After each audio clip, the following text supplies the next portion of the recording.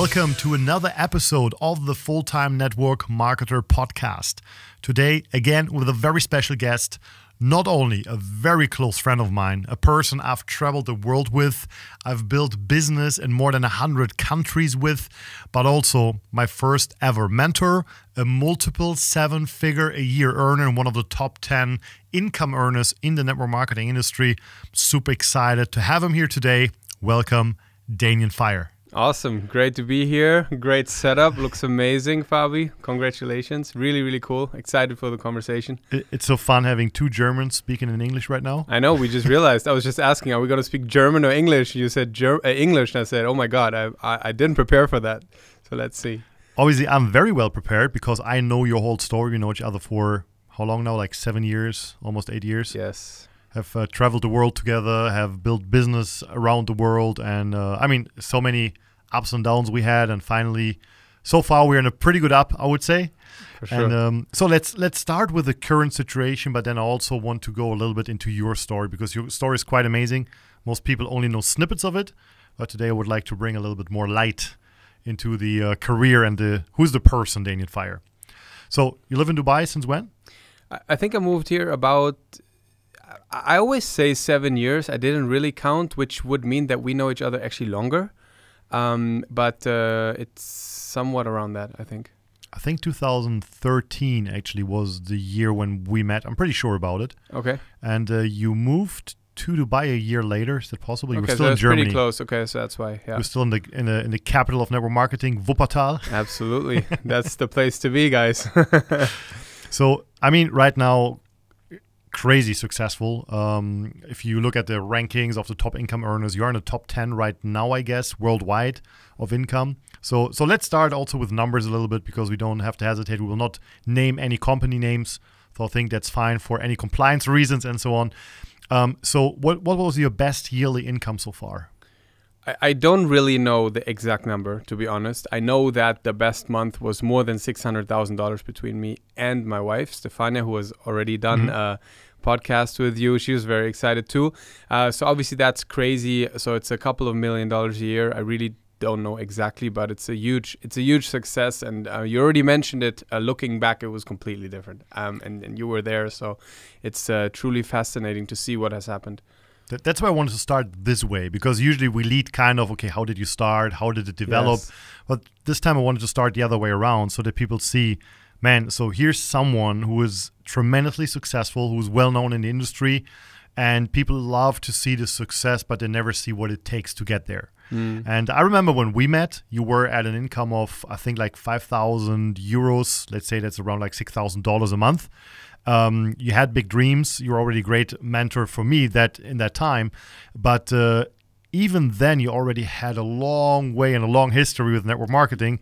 And I would like to start there. So how did it all happen? Like, yeah, how did I was just about to say, when you mentioned $6,000, I'm thinking, oh my God, it was a journey to get to that point, because I started with $300, and it took a long time. So yeah, I mean, truly fascinating. So I started network marketing when I was 18 years old. In fact, my first flyer of network marketing I found in my mailbox at home when I was 16, and I wanted to start, but my mom was really adamantly against it, so I didn't.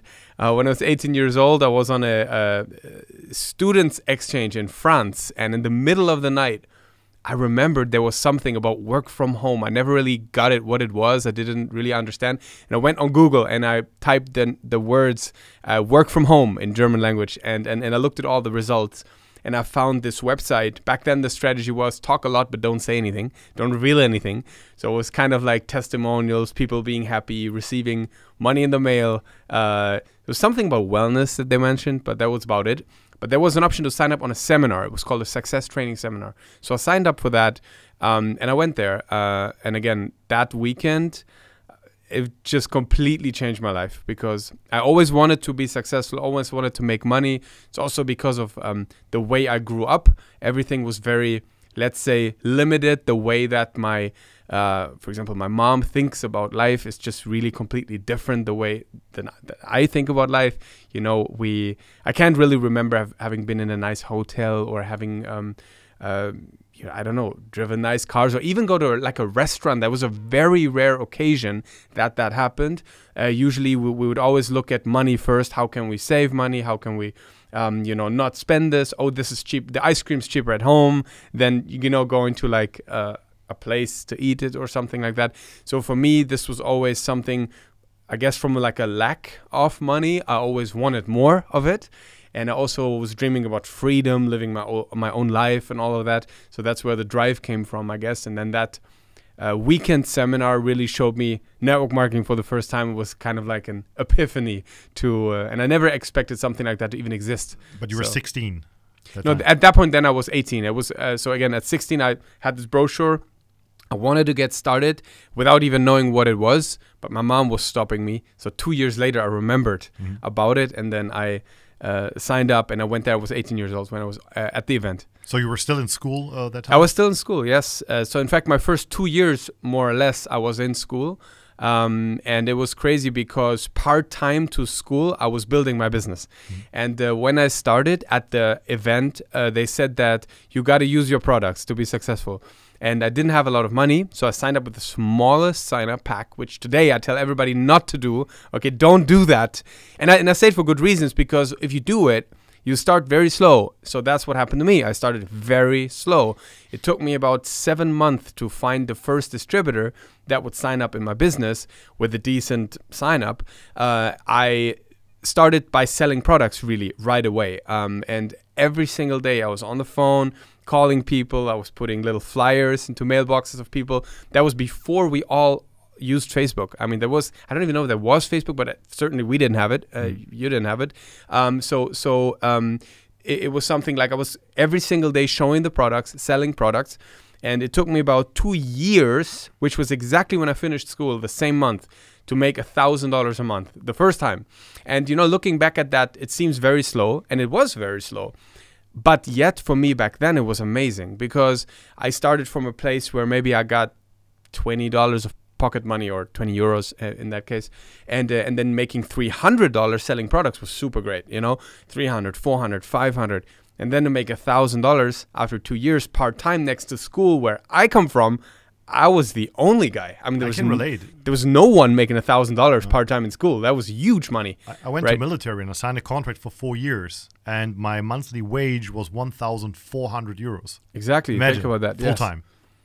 Wow. Yeah. I mean, at times have also changed, or maybe they have just changed for us when we look at value of money or anything. But back then, that was a big deal. I mean, people, even like students, they got extra jobs, whatever. I mean, at our age, nobody even worked in a restaurant yet or something. They did little jobs like helping out somewhere or something. And you made $100, $200, $300. I don't know. Nobody made $1,000. So that was big. That was big time already for me. Yeah.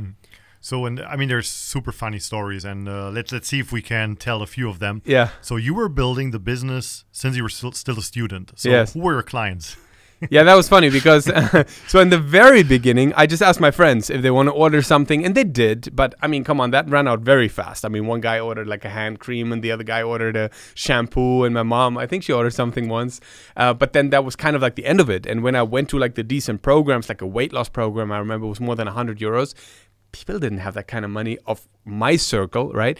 So I started to, like I said, put flyers in mailboxes. So I was walking around and looking for people essentially wanting to lose weight. And my first client, like external client, was an older lady. She lived in another road close to my neighbor, like close to my parents' house, and she was the first one. She bought the program to lose weight, something around 120 euros, and it was funny because. So I only had this one program, right? So they said at the event, you got to use the products to be successful, as I said before. But I couldn't really use the one program that I had because I had to sell it. That was my only capital right there in product. So I bought these protein bars, and every time I put 1,000 flyers, I would reward myself eating one protein bar. So when that meeting happened with this lady, first of all, she was really shocked because I called her, like she called based on the flyer, and I said, yeah, I'm a wellness coach. I'm going to teach you how to, lose weight and all. And I was so skinny. I was a really skinny kid, right? So when she opened the door and she saw this 18-year-old skinny boy with pimples and all, she was probably pretty shocked. And I was like, she's like, hello, and I was like, yeah, it's me, we were on the phone, and she was really surprised. So anyways, during the conversation, I found out that for her, the concept of eating a shake or drinking a shake, however you say that, she'd never seen this before, never heard of this before. For her, this was another generation. So she said, so it's like astronauts food. And I said, yeah, I guess. You like astronauts food? And she's like, yeah, but how does it taste? And I said, well, it tastes amazing. She said, can I try it? I said, oh, definitely not, because that's my only shake. So, but you can buy it and then you can try it. So she bought it, and that was my first customer. So it was strangers, essentially. But you also sold to your teachers, right? Yeah, that was later. So in that month that I mentioned when I made $1,000, so what happened is, because again, my friends didn't have money, so I was trying to go a level up, I didn't really know my friends' parents and all, but I knew my teachers, so I started to talk to them.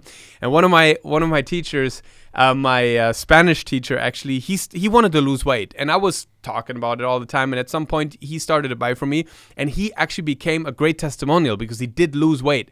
And I remember in Germany we have something called the Abitur. It's like the final examination. Yes, it's like A levels. Is that what it is? Yeah. So it's like the big thing. I mean, even from the moment I went into network marketing, I didn't really care too much about school anymore, to be honest. That was still you get nervous before these 3 days of exams and all. So I walk in this exam, and it was French, and I did that because I speak French, so it was kind of easy for me. But anyways, I was nervous. I walk in there. There's all the teachers lined up like a committee and all, and the guy was like, "Oh, Danien, that's great. I need new shakes. Like, what you got? You got chocolate, vanilla, and then this other teacher was like, well, what are you talking about? He's like, oh man, he has great products. I lost weight and all. So in the A levels exam, I actually sold products. This was super funny. So yeah, that really happened. And there was another funny story I remember, because you had that specific contract with your phone company. Yes, where you could select the home base. Tell about that. Yeah. So here's the thing. So my mom's dream always was that, I mean, I was quite an intelligent person. I hope I still am. But the point is, I was really good in school. So I was selected for all these special programs. So in like summer holidays, I would go to like a 2 weeks philosophy camp, and it was supported by the government of Germany and all. And so my mom's dream was I become a physicist or a mathematician or something intellectual, right? And all of a sudden, I come home from this weekend. I'm like gonna be a millionaire, right? And I'm going to sales, protein bars, network marketing, selling shakes at the corner.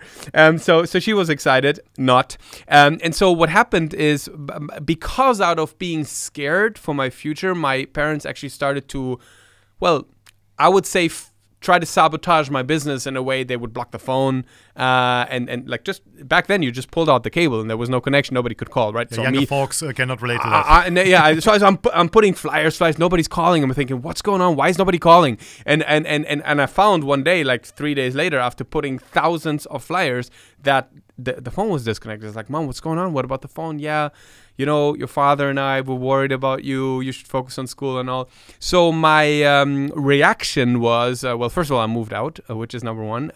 Pretty radical step, and I love my parents, but my business was just top one priority. That's an important part, by the way. It always has been from the beginning until today. But the other thing is, so I got this phone contract, right? And this was O2. It was I don't even know, do they still exist? O2? I have no idea. Like Vodafone, right? But it was called O2. And O2 had a technology which was called Home Zone. They were the first ones. So basically, you had your mobile phone, which was really expensive to use. Back then, there was a unit, 69 cents. There were no flat rates. No, hell no. That was expensive to call somebody. And it would eat up all my margins. But you could select a certain area, like GPS-wise, on which a little symbol of a home would appear on your screen. And there you could use your mobile phone for landline rates, kind of. Now, where I lived, that home zone wasn't available. But next to my school, there was a little neighborhood. There it was available. So I put the home zone there. And every single day in the breaks, before school, after school, I ran to that neighborhood to use that time and, call my customers and build my business and all. And one day, police pulls up. And now, today we have a very international organization, very international audience, probably also if you're watching this. But in Germany, if police pulls up, it's not normal. I mean, it's True. it's a serious thing. We like, still have respect for yeah, the they police. don't like they wouldn't just come up for a friendly chat. So that, like, imagine the Deutsche Polizei, okay? So anyway, so they come up and they're like, okay, we want to see your documents and all. And I was like, why? What's going on? Like, I'm just building my business. And essentially, what they said is that the neighbors called the police because I was there every day in the morning, at lunchtime, after school, walking in front of the same homes, talking. They was afraid I was plotting some break-in or something like that. So that was funny. I was like, no, guys, it's not that. It's just network marketing. I'm building my business. And I ended up inviting those police guys to the meeting. They didn't sign up, though, but it was fun. So, but that shows you the intensity also, like how much I did. And I was just obsessed with building this business. I can imagine the picture because you are a walker. As soon as you have your phone on your ear, you start walking marathons, back and forth. So you were there was still like you were 18, 19 years old. Yeah, that was while I was still in school. So and you followed a little bit your parents' dream. So you didn't go full time yet, but you started doing training. I won it. I got so hyped when I made $1,000 that I thought, now here it is, going full time and all. But then family stepped in and they said, nope, you're not going to do this. You're not going to throw away your future with this network marketing thing. You got to get a job. You got to get a license, not a license, like a degree and all. So I was like, okay, so let's just suppose I need a plan B, because for me, network marketing, the moment I saw it, became plan A. Mm-hmm. How can I make a lot of money? And I figured banks, because they got all the money, right? So I was like, okay, banks, that's good. So Deutsche Bank, right? So I signed up at the bank. So I kind of like called them. I literally called them. I said, okay, guys, I decided I want to come work for you. And they said, yeah, but you got to send in an application. That was the only application I ever wrote in my life. I was like, okay, I'll do it. And then I had to do this assessment center and all. And I did a Bachelor of Computer Science in Banking and Finance Studies. And at the same time, I went to work at the bank, so yeah, that's what I did. And but I didn't finish it. So I did it for about 1.5 years, and in the fourth semester, that was supposed to be a foreign semester where you go. Foreign, is that the word? Like where you go in another country, right? You study abroad, semester abroad, which was great. I was actually accepted by, now check this out, the Hawaiian Pacific University in Honolulu, which was my biggest dream. For me, Hawaii. Always, for like a German guy, Hawaii is true. Yeah. It equals paradise. Like Hawaii equals paradise. That's the place to go, right? I didn't know about fancy places like Maldives yet, or all back then, or Bora Bora, or like for me, Hawaii, that was it. That's the postcards, the palms, right? That's where you want to be. So, and my friends went there. Like, imagine you study, your best friends, everybody's gonna go there. So that would have been a lot of fun. But what I realized as this time approached, that I would lose all my business if I did that. Mm-hmm. And this was the first time I consciously remember where I had to take a real sacrifice in order to keep building my business. Because yes, I worked a lot every day. People commented on it. Even my mom's girlfriends. Like one day I remember it was snowing outside, really cold. I was putting flyers. I came home and they were like sitting around the fire, eating cookies. And I'm me like selling weight loss shakes, right? They're like overweight and all. And then they're like, oh, Danien, you make a lot of advertising, do you? And I was like, oh my God. Like I got teased for it, but I didn't really feel the work because I just loved it. It was like a movie.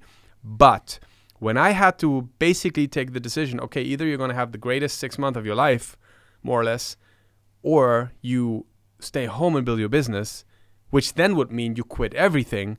And I wanted to go full time, but I had respect. So that was a huge step, and I decided not to go to Hawaii, which was difficult.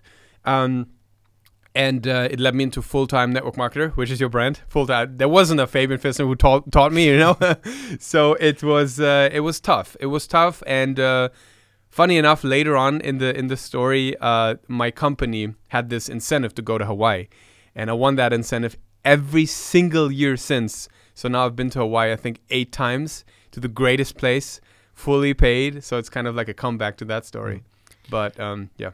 Before we continue, because there were already a few very, very important nuggets. Like, first of all, you said, like, it was my number one priority. Yes. So talk a little bit about that, like how important it is to have and to set a priority if you want to become successful.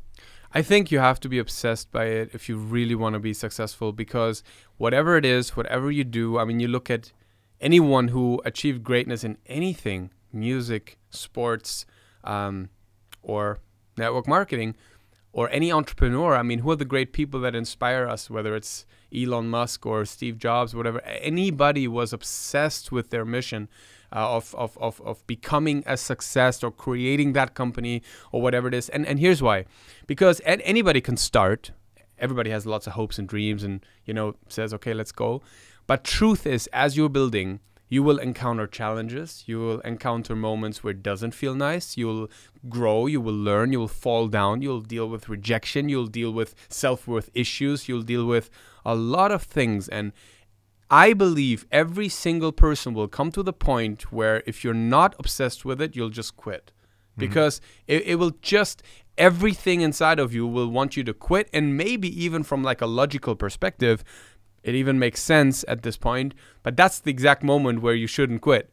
So you have to love, like either love what you do, or be obsessed about the result, or just have that deeply rooted why or commitment in order to persevere. Because some people have success faster than others, but everyone has to overcome their very own story and their very own challenges in order to really get to the promised land. And that's where it will show. It'll not show in the beginning. It'll not show when everything's good. It'll show when it's bad. So you talked about sacrifice. Yeah. Another thing. I mean, giving up the dream location and being there for 6 months, fully paid by someone else, and saying, hey, my business would actually suffer if I do that. I know, not only that I believe, because we've all been through there, sacrificing short-term is essential to succeed long-term. Yes.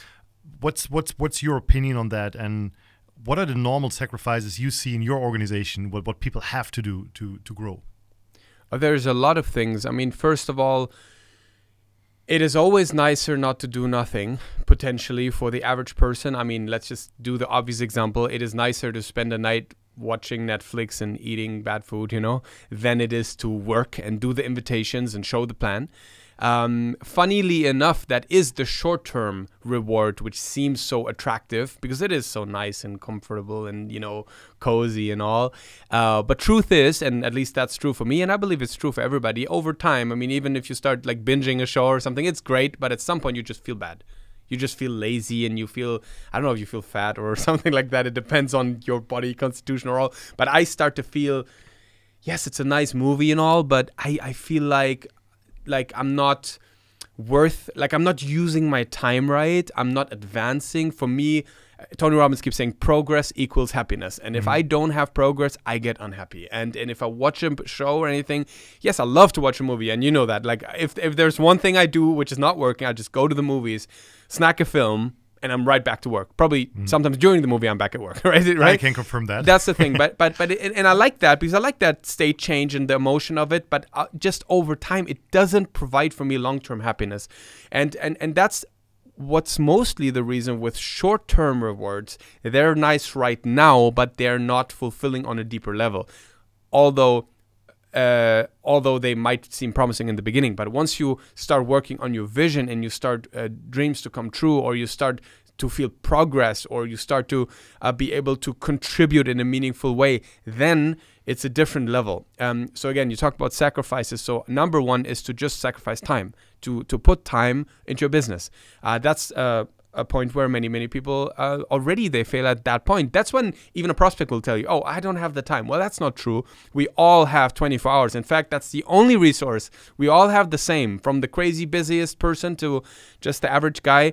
Everybody has the same amount of time. But then there is more sacrifices coming along the way. Next would be money. Now, you know, most people are not ready to put their money into that supposed risk of building a business. They say things like, oh, I want to make money, not spend money. Well, that's an employee mindset. Truth is, your money is your tool to grow. It's your seed that you're planting. And I'm not just talking about investment, because if you don't have a lot of money, there's not a big reward in just investing. But network marketing gives you that unique ability with a little bit of money and a lot of effort to multiply that and to generate cash flow. What I find many times, people start to make a little bit of money and then they spend it instead of being ready to reinvest it. So I made this video once which said the first $1,000 don't belong to you, just as in like a first concept. Obviously, later on it's going to be more than 1,000. There's probably even a percentage that you would, over the long term, keep investing in your business in order to grow more. So sacrifice of time, sacrifice of money, sacrifice of feeling great, because truth is, if you learn something, you can't look great at it. If you get rejected, it's not a nice feeling. We all want to be loved. We all want to feel empowered and great. And yes, that's at the end of the story. Everybody wants to be like you. Everybody wants to have the pin. Everybody wants to have the stage or all that. But in the moment you're building and people say no to you and people say you're crazy, and people, like, I had crazy situations. People would like scream at me in front of people when I pitched them on my business, right? They would scream at me because they had this weird idea that it's a cult or something, and they just felt like they were just pitched for a cult, and then they started screaming and everybody was looking at me. Or even like my dentist called my parents and gave me basically a ban to never enter again the dentistry because he thought that I was in a cult. I mean, I did annoy him a little bit, I guess, because I put all these flyers everywhere, like work from home, you know. But I was young, and so those are all sacrifices that ultimately you have to make. And one last one I want to touch on is, obviously it gets really tough for most people when you start not only getting rejection from like a prospect or anything, which you don't really care about, but like friends, family. What do you do then, right? And then most people, that's the good hardness, like, oh, I don't want to lose my friends. I don't want to lose my family. And it's always the people that stay behind, that they don't develop, that they don't have entrepreneurial mindset, that blame the person developing for not, like for changing. They say things like, oh my God, Fabian, you have changed so much. And I'm thinking, yeah, thanks God I've changed, because I don't want to stay in the place where I am. But people blame you for that, and that can be hard. So ultimately, there's a lot of sacrifices that you do. Truth is, you're going to meet new people. You're going to meet the greatest people on the planet once you start becoming a better version of yourself. And the truth is, you can still love, like I love every single person from my family anyways, but even from friends that I had before, I love them still today. But obviously you limit the amount of time that you spend with people that have just a different purpose in life, I guess. And as you just said, what Tony Robbins' words were, progress equals happiness. So you have to change. You cannot be stuck if you want to be happy. Absolutely. And if you're and here's the truth: if your environment, the people around you that do influence you more than you can imagine, if they are not talking about things such as residual income, building a business, unleashing your potential, growth, contribution, if they don't talk about these things, you have to change the circle you're in. Because if it's just a consuming generation, or not generation, but like a consuming mindset or employee mindset or something, how can you fly, right? You just can't. So it's really, really important to work on that, yeah. So let's get back to your story. Because we were at the moment when you were, I think, like 22. Is that correct now? Yeah, so roughly. Left the bank. So what happened then? Like, you went full time right away? Yes, I went full time right away. Jumped into the cold water. Fired my boss. That conversation really happened. I went in there and I said, "Listen, do you know how much the bank's paying me every day?" And he said, "What do you mean? You're like learning." And I said, "Yeah, but do you know how much they pay me for that? I come here every day." And he said, "Yeah, like 684 euros. And I said, "Exactly. And it's not worth it." Like I did the math. It's not worth it. And I pulled up my check from my network marketing company, which at that point was $3,400. And I put it on the table, like, look at this, part-time. I made 4 times the money. And he was like, "Oh my God, good for you, but you should finish it." And he got a point. I would have had the official title of being a Bankkaufmann in German, which is like a bank. I don't even know how you call that. I have no idea. I think only in Germany we have those. Only in Germany names. we have that. Like, it's like a paper you get, and now you have a profession, and the profession is called bank clerk. No, not like a bank clerk, but you're allowed officially. Like you're a banker technically. You're a banker. A small one. Small banker, right? Not investment banker or anything, but you're just like a banker, right? And I would have had that certificate about like a month later. So he got a point. It seemed odd to like cancel now. Truth is, I would have to learn everything, and I wasn't paying attention in the university because I was building my network marketing business all day long. So I didn't feel like doing it. So what I told him, I said, "Look, I read in a book, in order to be successful, you have to burn all the bridges. So I don't even want to have a official profession, because that would give me the way back every time to just look for a job if I don't make it. So I don't even want it." And he was like, he didn't say "you're crazy," but I saw it in his eyes, and anyways, that's when that story began. And then I was full-time. And what turned out to be the dream, because I was dreaming about being full-time. I mean, come on, the job was annoying. And the studies was annoying. Quickly. Didn't he say something like, okay, if you ride your Porsche, then come by and show me? Yeah, of course. He said, look, as a friend, not as a chef, or as a boss, he said, I would recommend for you to just finish that. I mean, maybe it's going to work out for you. And I really hope that one day you come back here driving a Porsche and you tell me how it all worked. But I really, really would recommend for you to do that. So funny thing is, I did then buy a Porsche later on in the story. And I did drive there to talk to him. Unfortunately, he was already retired. So he never knows. I don't even know if he knows the end of the story. I have to look him up on Facebook or anything. But yeah, anyways, so that happened. And then I went full-time. And again, what I thought was a dream turned out to be so difficult. My God. I felt so much pressure. I thought, I'm really like an introverted person. I don't naturally like to talk to everybody. And I felt I had to. I felt like I have to stop people on the street and tell them. I thought I can never take off. This was actually a big thing in my head. I thought in order to be really successful, I can never take off. What I mean by that, not taking off like a plane or like in my business, I mean take time off. That's what I mean. I thought I have to be working 24/7.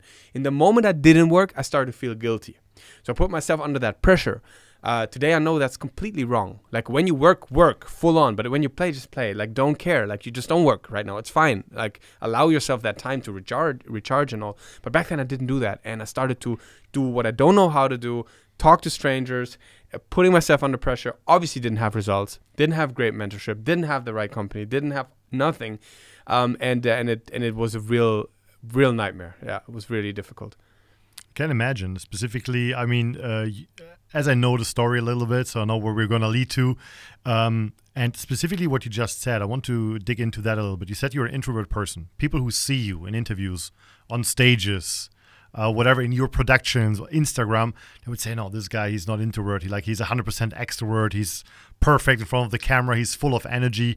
But it costs you, right? It's there's a cost attached to it. It really sucks energy out of you to do that. Absolutely. I mean, after that, I have to just recharge, be myself, talk to nobody, look at the wall, listen to music. I don't know.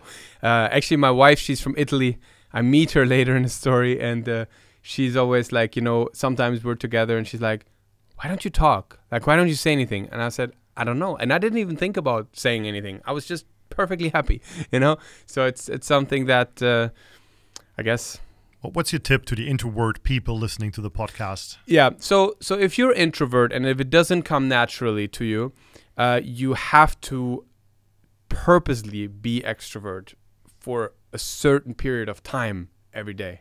I think, for example, one of the source of how I got to know different people, better people, we talked about changing your circle of influence. I mean, how do you just change that, right? How do you just meet different people that have entrepreneurial thoughts or anything? So I started to go to seminars, events, trainings, in order to meet people that were open to the idea of being an entrepreneur, that were already entrepreneurs and all that. But when I first went there, I had the same issue. Like I go there and how do I get to, like there's people everywhere, but how do I get to know them, right? Because I wouldn't talk to anybody. So I really started small by just like smiling at somebody, by like, I would legit sit on my seat next to a person and not talk a single word to that person next to me the entire weekend. Like that was me. And so then what I did on purpose, I said, "Hello, hi, my name's Danien. Who are you?" Like true basics of communication, right? I turn around to people behind me. I'll be like, "Hey guys, what's going on? Nice to meet you." Like it didn't come natural. I had to train myself to do that. When I went for lunch, I remember this story, man. So especially when I'm like all around people, I really have this urge to just flee away sometimes, just to be by myself. And some people will be able to relate to that. So I remember there was this break of the seminar and I was like, okay, cool. Now finally I can get away, right? I can get away. I can get some food. I don't know, just go someplace and anything. And then I was thinking, oh, no, wait a minute. The purpose is to meet people. Shoot, that sucks, right? And there was this hotel restaurant. And the thing about the hotel restaurant was always it's crazy expensive compared to just getting a sandwich at Subway or something, right? Actually, we didn't even have Subway in Germany back then, but you know what I mean. So fast food or whatever. So I thought, man, now I have to go to eat at the hotel restaurant where it is way too expensive for me. It hurts me because I didn't have enough money. And at the same time, I have to force myself to talk to people. So I go into the restaurant. I was like, okay, I didn't even like the food. And there was this beautiful table, just a single table on the window, beautiful view and everything. I was like, I would love to sit there right now. And then there was this other table, 6 people seats, like six people table, 5 people on the table. I was like, I really should go to that table and ask if the seat's free enough. Anyways, so I pushed myself to do that. Look at what happened. Magic. So I go there, pushed myself, said, hey guys, is this still available? They're like, yeah, this is still available. So I start sitting down there in purpose, start talking to people and all. In the end, I ended up signing up in my business 4 out of those five people, and a little organization started from that just because of the conscious decision. But you see, it's a sum of decisions.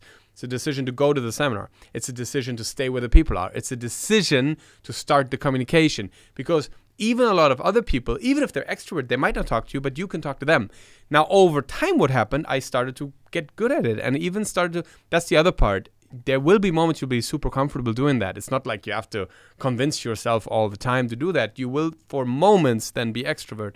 And I started to be better. So then there came the time later on where I went to a seminar. I already knew I'm going to recruit people. I'm going to meet people. And there's this famous story about this seminar I went in Turkey where I signed up 37 people from that one event in my business, just because I went in there and I was the connector. Like I said hi to everybody. I introduced myself to everybody. I was smiling. I was dressed up. I had my I had my story ready and all. And this all came because of the conscious decision to meet people. So again, sacrifice. Like you sacrificed the comfort. You left the comfort zone. Yes. And so yeah, that's a pattern. I mean, every successful person is very well trained to do things they're not feeling comfortable with. Yes. And kind of expand their comfort zone. Which then leads you to be comfortable in those situations later down the road, which is great because that's really how you do expand your personality. It is something great if you can go somewhere and you can just talk to everybody and you can just have these conversations. It's great because you wouldn't have developed, if I wouldn't have had developed my personality, for example, in that area, I would have missed out on great conversations, great friends, great people, great contacts, great success at the end of the day, right? At the end, it's also how we met. I mean, we met through something what didn't even exist back in the days. Let's call it a podcast. Yeah. But the word podcast didn't exist. It was basically an interview you did with a guy who, how you call it, like burned the whole thing on CDs and shipped them. Yes. So that was like the precursor of a podcast, if you want so. But also, when I listened to that, like what I heard was a guy full of energy, a guy with an idea, with a vision. In no way I could even imagine that you are an introvert person.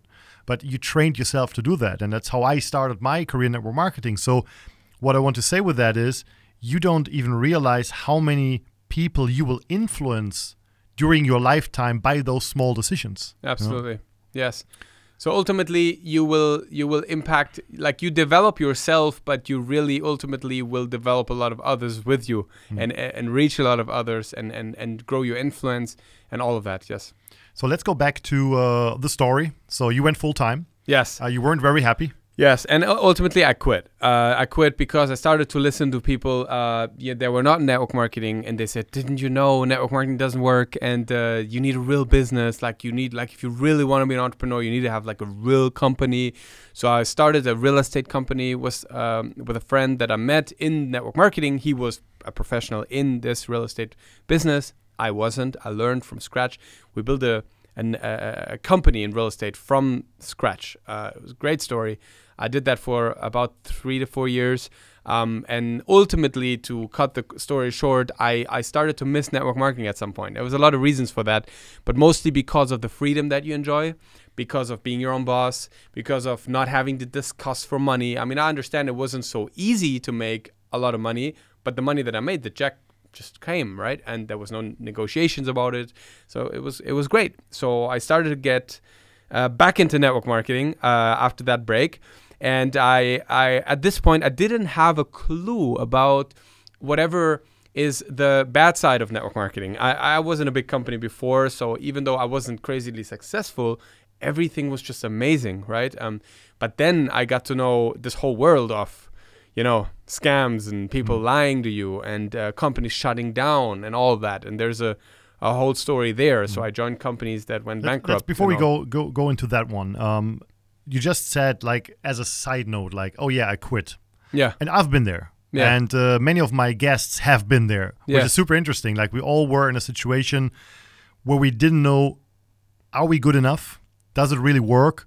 And then we got kind of influenced by the people around us, and we started believing their perspective instead of our own perspective. Yes, very good. So what made you actually quit at the end? Was it the lack of money, or was it really the surrounding, or was it not the belief in yourself? Can you remember that? Well, it wasn't like a day where I said, okay, today I quit. It was more like I have to do something else. This other guy started to go back into real estate. I knew he was successful there, and I felt like I will be more successful doing that and following him. So I just did that. I never took the conscious decision of quitting, but ultimately we just started to build this real estate company, and it just became something like there was zero belief for network marketing in every single person that I was interacting with on a daily basis. So my belief just went down, and at some point it just became irrelevant. I kind of still loved the company, but didn't do nothing anymore. Ultimately, I realized, man, I quit. Like, you know what I mean? It wasn't the day where I said I'm going to quit, but it just was morning till night. We're working on this real estate business. And I started to listen to different people that they didn't have any belief. And that's why it's very important today, if I see people being in strong relation with other people that they don't believe in success in network marketing, that don't have entrepreneurial skills or belief or anything, it's terrible. Because you can be, I was back then already the greatest network marketing believer you can find. Everybody was sure I'm going to make it. And I ended up quitting because of the people around me. So you have to limit your time with people that don't believe what's empowering for you. It's very important. One of our good friends, you met him way before me, Eric Worry, who taught us a lot. He always likes to say, network marketing is not perfect, but it's better. Yes. And you just started a story that you created a company with a friend, with a coworker. And so what led you back? Why did you say, okay, I'm going to leave that path of entrepreneurship. I go back to network marketing because it is better.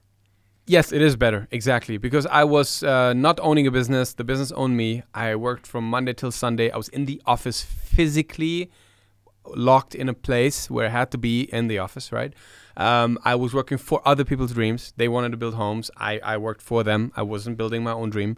I had politics. I had negotiations about money and how come I'm getting this money when I'm so young and all that. And it wasn't even a lot of money. Like, it was a few $1,000s, right?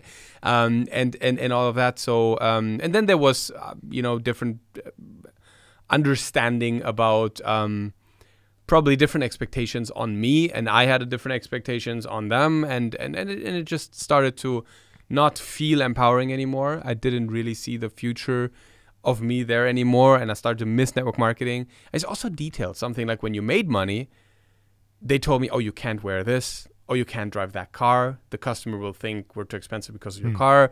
Like, you needed to fit yourself into a certain model, and I didn't want that. I always felt that network marketing would empower me to be who I want to be, and actually people would love it, and they would say, wow, tell us how you did that, right? And in the office you had to like hide your income because people could get jealous or anything like that. So like you said, it's not perfect, but it's so much better in every single respect. And I'd rather be in an environment where people are happy for your success and ask how'd you do it, because they really have the same chance, where they didn't have the same chance. You know what I mean? So, but I have to say one thing, like, even when you already were crazy successful, and I remember when you bought your Porsche GT4, nobody knew about it besides you and your closest friends, because you've never posted it anywhere. Like, everybody else would immediately start posting their new car, their new house. You were always a very humble person, and you still are. And the only way, or the only reason why people see your success now is because you took the decision as people want to see it, right? On True. Instagram, social media. True, because I wouldn't even, like, I didn't have, as social media became really strong the last years, obviously, I didn't even have a strong social media at all, because I just didn't feel like doing that. But at some point, it got to the point, again, where I had to change, where I had to develop, because I from not wanting to do it, as a personal choice was number one, but then I realized it starts to become unprofessional. It starts to hurt people. Now, why do I say that? It starts to hurt my team, because they were telling the story, but nobody believed it, because they went on my Instagram and there was one picture and 50 friends or something, like, I don't know. It's terrible, really bad. And so it wasn't helping my team at this point, and it wasn't helping the people that they weren't at that level. So I took the conscious decision to give that window into my life, but also really post, like, I really would never post anything that's fake ever. I would just post what I like and what inspires me, and I don't know if that's inspiring to everybody, but it's definitely super inspiring for some people. In regards to obviously different personalities and all, and so yeah. Yes, so I thought why it's important to bring that up, because we live in those times where fake it till you make it gets completely misunderstood. Yeah. And people post pictures of rented cars just to show off, and you were always the opposite. And honestly, like, your wife Stefania needed to force you to start posting things in the beginning. And still now I'm not doing it right, to be honest. Let me give you an example. We bought a Tesla, okay? Tesla X something around a month ago or something. And up until 3 days ago, you didn't even know. Right. No, I mean, we just met, and you didn't even know. It was just like because I had the key with me when we went to dinner, right? And yesterday I showed my leaders, and they were like, "Oh my God, you got to make a video. You got to inspire the team. They're gonna love this on what's possible." So last night I posted a picture about the Tesla, which I took it before, but I didn't post it. And now we're probably gonna make a video about it. And I really don't do this to say, "Look how great I am," because really, honestly, I'm just happy to get in my Tesla, right? Yeah. I'm happy about that. I don't need other people to say, "Oh my God, look at how great." But then it is somehow also a duty that we have as network marketers to inspire, to show it is true. And why? Again, not to show off, but to or not to impress, but to impress upon what's possible, and also break that cycle of where people keep hearing it's not possible. You cannot have success. It doesn't work. You're not gonna make money. Well, you are gonna make money, and a ton of it, if you're going to become great at what you do. So yeah. There's another car in your garage, and there's a very great story attached to it. Yes. So let's get into that one. Okay. So when I went back into network marketing, again, found a couple of companies that were bad, couple of upline. I mean, was it a convention in Dubai actually where you went to, or was it somewhere else? Yeah, that also. So there, man, there's just so many stories. We could talk for 5 hours, but what happened was that after almost 4 years in this real estate company, not a single day of holidays, I was like, okay, I need a break. Like, I just need to get away, right?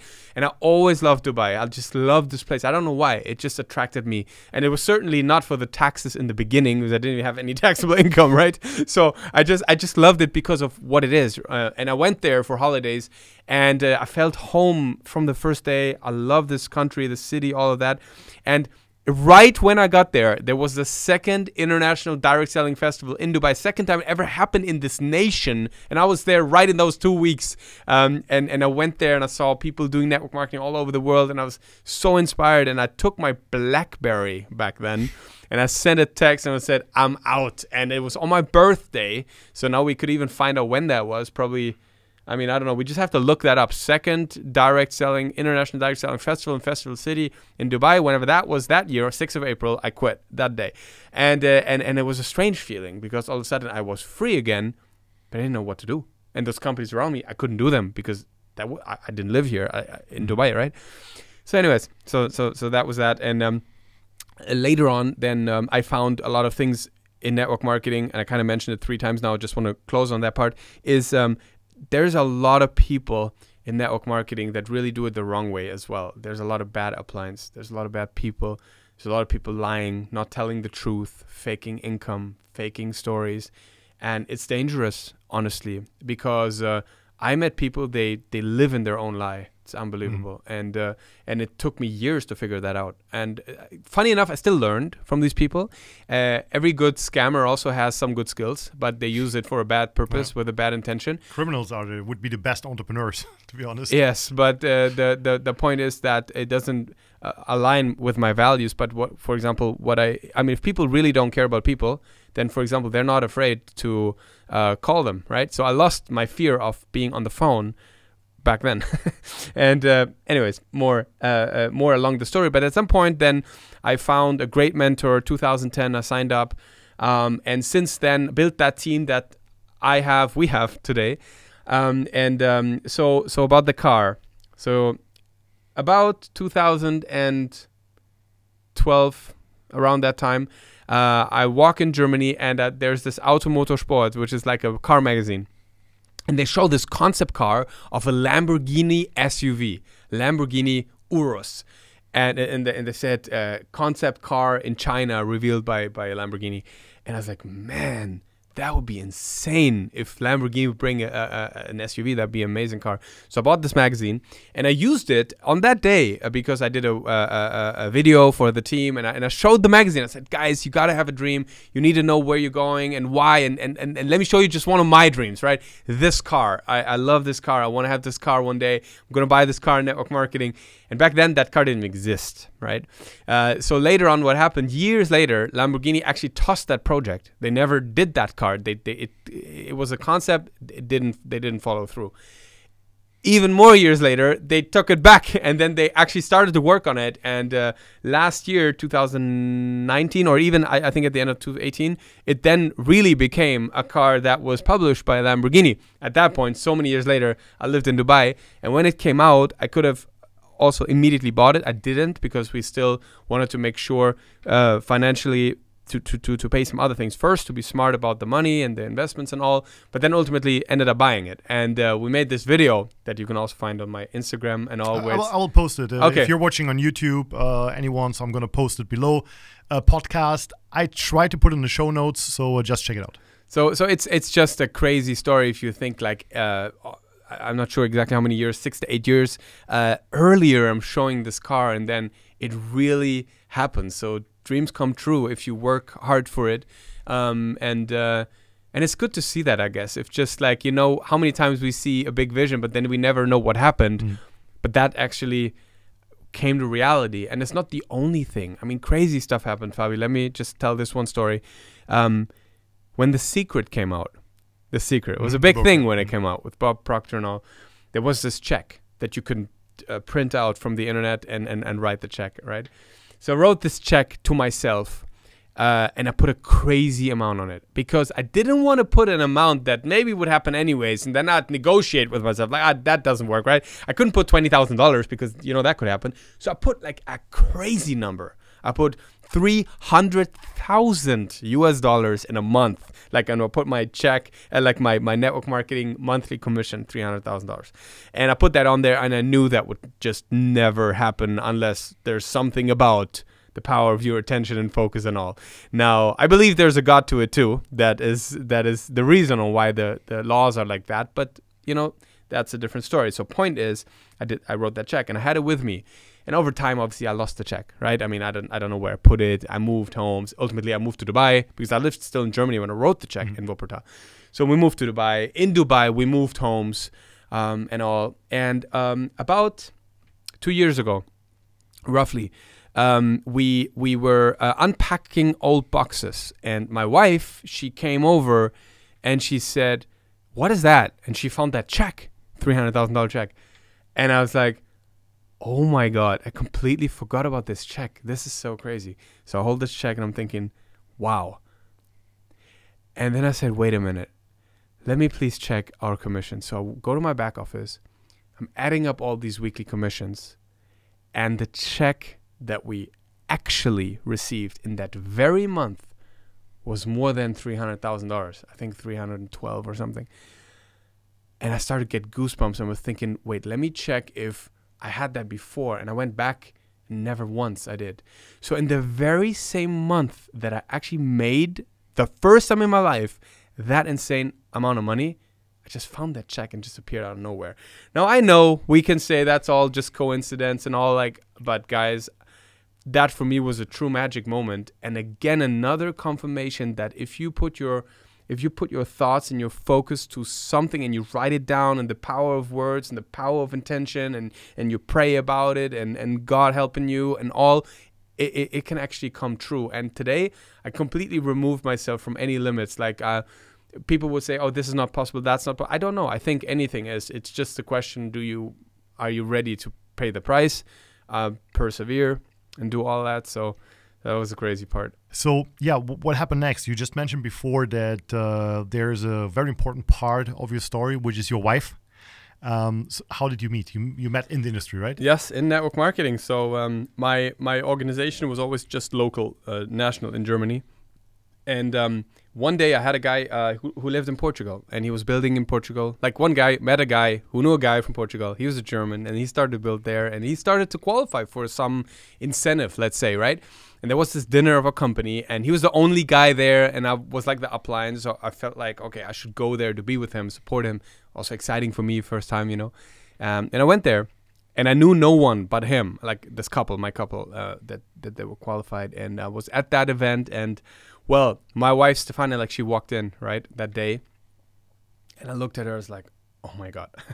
And I had that crazy feeling in that moment that if I could ever marry a woman like her, I would, out of nowhere. And then I ultimately did, which is another long and crazy story, because it happened years later, not then. Because she went through a divorce and all, and later on, you know, we obviously started to get to know each other better because of the business and all, and I always found her super fascinating. She's a very, very hard worker, big visionary, big mindset. She's a very small person, but very big mindset, and amazing standards in her life and everything.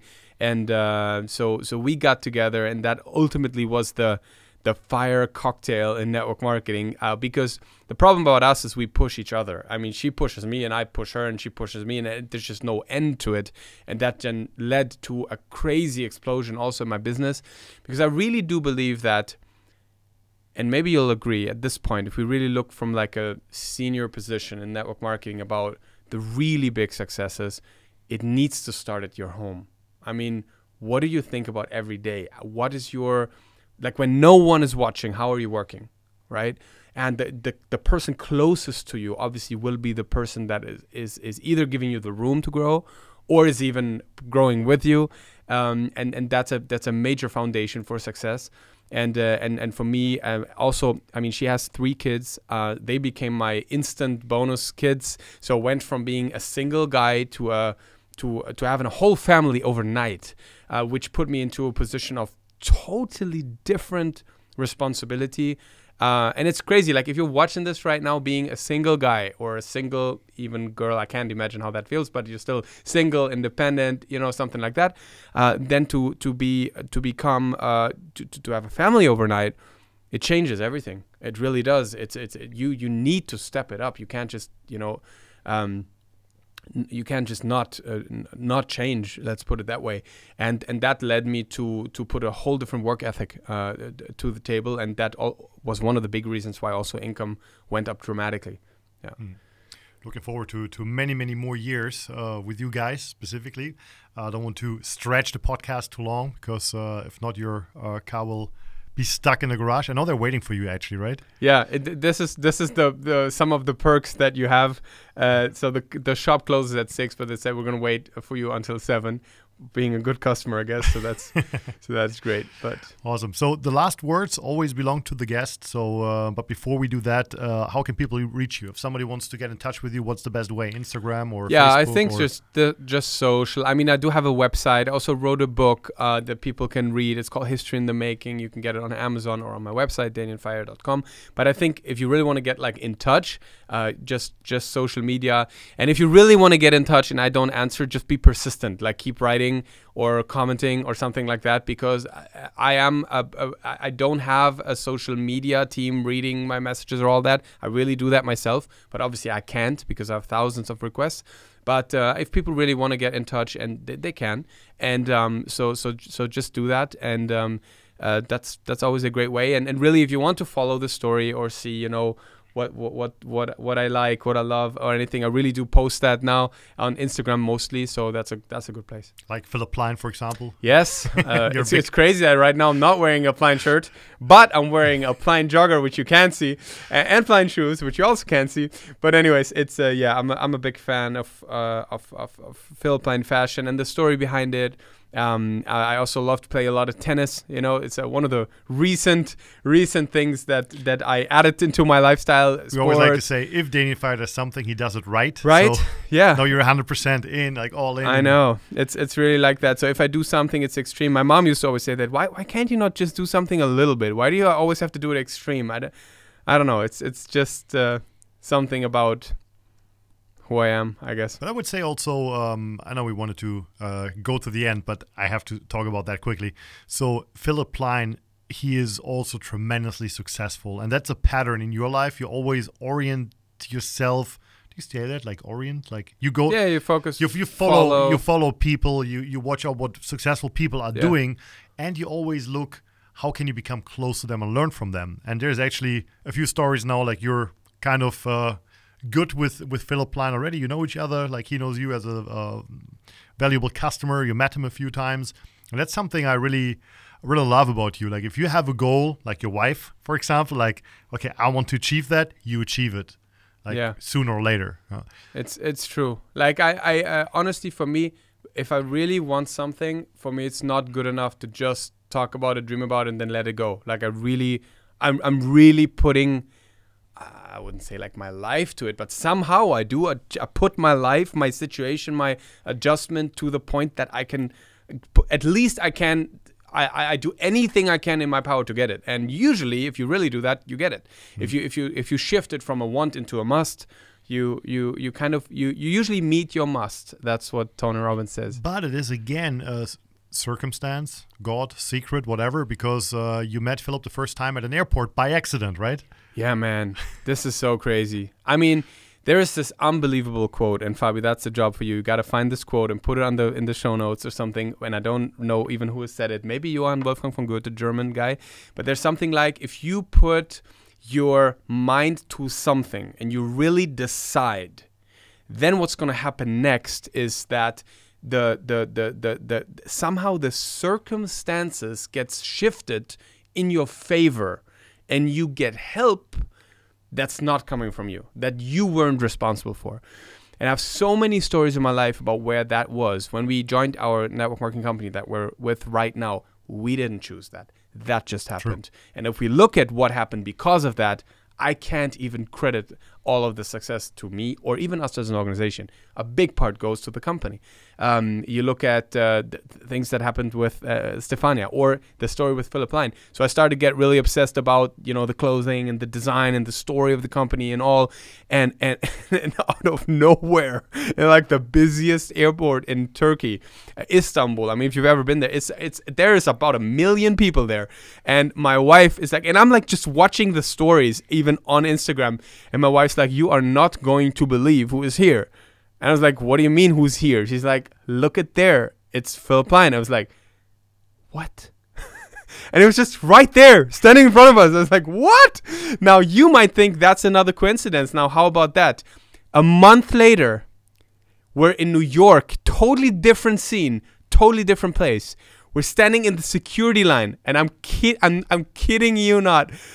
And my wife's like, you're not going to believe who is here. I was like, what do you mean? She's like, Philip Plein, he's right there. And he was 2 people, like, just behind us again. How does that even happen?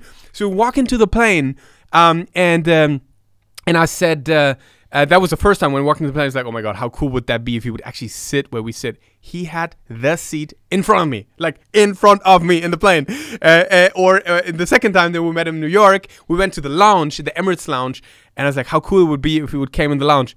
And he actually comes in the lounge. It's like, I got to the point where I was like, Philip, are you stalking me? Like, you know what I mean? So it's insane. And so many things happened there. So that, then the Czech story. And there's a lot of these stories. And it's just naive to think that those are all coincidence. I don't believe in it. I think if you set your attention to something, a lot of things come together, whether it's energy, whether it's God, and certainly is God, but also a lot of other just universal laws that come together that'll just make it happen. Even the reason why I'm in the business, because I remember you just came fresh out of Las Vegas. Yes. And you did that training with Eric Worre where he actually says, give yourself a rating from 1 to 10, how good you feel in certain areas. And you had the feeling that promoting on events was my worst skill. Was the worst skill, and you just took the decision, I need to become a pro and a master, and man, you annoyed me so much to come to that event. Oh yeah, that's another story right there. I came, and out of that, like, a huge organization appeared and hundreds of thousands of people. So I promoted Fabi to the greatest event in the history of our organization, which was true. It wasn't a lie. It was amazing. Like, we rented this incredible room. People were there from 4 countries. It was a total of 25 people in the room from 4 countries. It was the biggest event I ever did. And he flew from Spain to Germany to attend that event. And guess what? It changed your life. 100%. And so not it wasn't only my lying. life. Again, not only my life, the life of and thousands the life of people. many people. And so if someone wants to really dig into the story, check out my course, Full-Time Network Marketer. There's the full story in the section promoting on events where I tell even how you made it possible to overcome all my obstacles. Yes. But man, you were stubborn. You were stubborn with that. So let's wrap it up. Last words to you, some inspiration, some motivation for our guests, for somebody who's brand new or not yet full-time. What would you give them for advice? Yeah, I mean, first of all, you're doing the right thing by watching exactly that kind of information. I know that Fabi just started this podcast, but has huge plans that I've seen some of them, you know, on who's about to come on the show. Incredible. I mean, to have a place, also to live in this age right now where we have access to things like that. People like you, Fabi, that really did like commit yourself to bring out these true stories, bring out these backgrounds, the learnings, the nuggets from it, and to just serve them right there on this channel. That's big time for everybody. So keep feeding your mind with these information, with that information. Keep learning, keep growing, but also keep creating action, because that's something. There's a certain extent of learning you can do, but you can only get that far. The powerful combination comes in when you start acting and keep learning. So keep learning, but also create action every single day, so that you can apply things into your business and you get better. Never start doubting your dreams. Never start believing things that are disempowering. Like if sometimes we hear something and we're like, oh, that really sucks. Just don't choose to believe it, because choose your beliefs wisely, I guess. If you have beliefs that stop you, identify them, write them down, change them. Write down new beliefs, and then find new reasons on why those beliefs, are as well true, equally true. Because, success is easy or hard. Who's right? Most people become successful, yes or no? Well, it depends. On an absolute number, no. But whoever really works and perseveres, I haven't seen anybody not making it, to be really honest. We had that conversation, I think, a few months ago, where I said, man, it's crazy. If I really look back at the story, all these people... Something just happened on that camera. I don't know. It's all fine. That's just the battery of the monitor. Okay, just making sure. Can still continue. No worries. Okay, so just to finish, all these people looking back at the story that really were committed. And I'm not just talking inside my business, even around my business, even sidelines, cross lines that we've been seeing for years. That really wanted it. They made it. Sure. Man, they made it. They made fortunes. So I believe. If you really want it, you can. If you want to be the best 1%, you can. If you think that, I believe it's even easy if you're ready to fully commit yourself to it, because most people don't do it. So design your beliefs, because your beliefs will create your world ultimately, and it's your life, man. It's your life. You can create it as you like, and so take advantage of that. That's my tip for everybody. Amazing message. Thank you very much for passing by. After 7 years, we finally did an interview. Yeah. And I'm pretty sure it wasn't the last one. And if you, dear listener, want to hear more of Danien's background stories, because we could talk for hours, just post a comment below and let us know. Thanks again, and see you soon. Thank you so much, Fabi. Let's keep it going.